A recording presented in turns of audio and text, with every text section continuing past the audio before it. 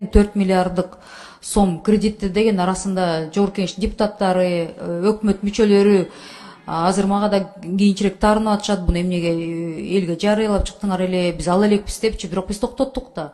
Ошентип аягында деген өкмөт мүчөлөрү менен Жогорку Кеңештин депутаттарынын мындай жакындарына белип калбасын да, мен суранам да.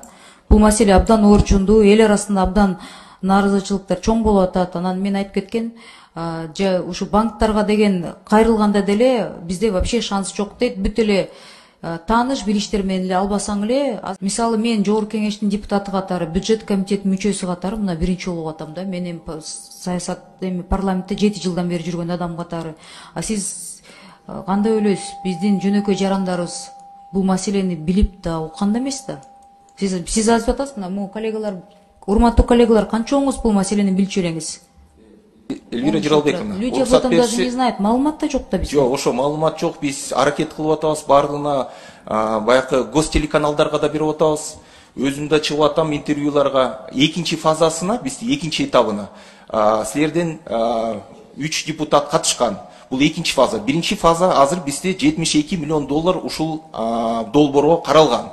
Экинчи долбоор 50 миллион доллар каралат. Сиздерден 3 депутат келген. Бизде ошо сүйлөшүүлөргө, Дүйнөлүк банк менен сүйлөшүүлөргө 3 депутат келген. Айсара Нышановна, эсиңизде да, баягы бизге колдоо терени. Бул жок, бул экинчи фазасы 50 миллион. Бизде азыр 72 миллион, азыр ошо 72 миллионду биз таратып атабыз. 11 банк аркылуу. Руслан Сатылганович, жакында эле чоң ызы чолгон уккансыз, Айыл чарба жаатында деген 4 миллиарддык сом кредитти деген арасында Жогорку Кеңештин депутаттары, өкмөт мүчөлөрү азыр мага да кийинчерээк таарынып атышат. Буну эмнеге элге жарыялап чыктыңар эле, биз ала элекпиз депчи, бирок биз токтоттук да. Ошентип аягында деген өкмөт мүчөлөрү менен Жогорку Кеңештин депутаттарынын мындай жакындарына белип калбасын да, мен суранам да.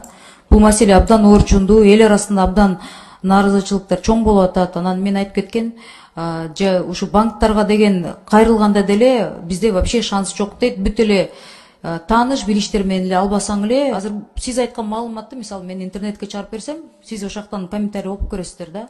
Эл арасында, карапайым эл арасында бизде андай мүмкүнчүлүккө биз жете албай жатабыз дейт. Эльвира Жиралбековна, ушуну азыр түз эфир болуп атат, ушу элдер билсин деп атам. Биз азыр көбүнчө Бишкектен алып атышыптыр, Оштон алып атышыптыр, ушу атайын карапайым элдер алсын деп атабыз да.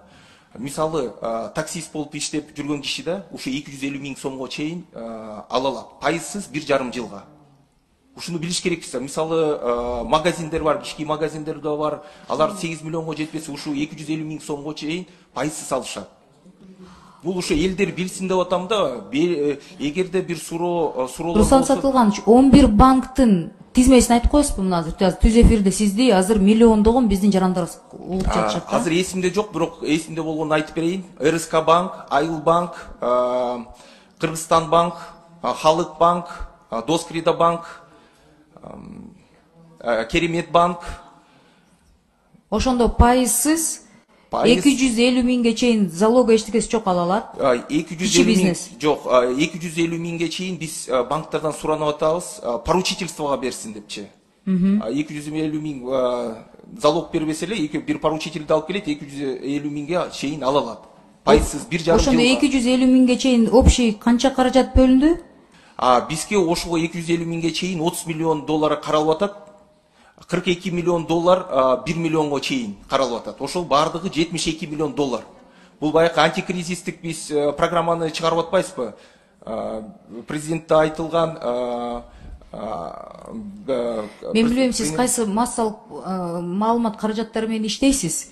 Ушу менин тиги интернетте деген баракчаларыма илип берейинчи, ушу маалымат берилечи. Мне кажется, у меня эффективнее получится с простым народом интерактив кылганда.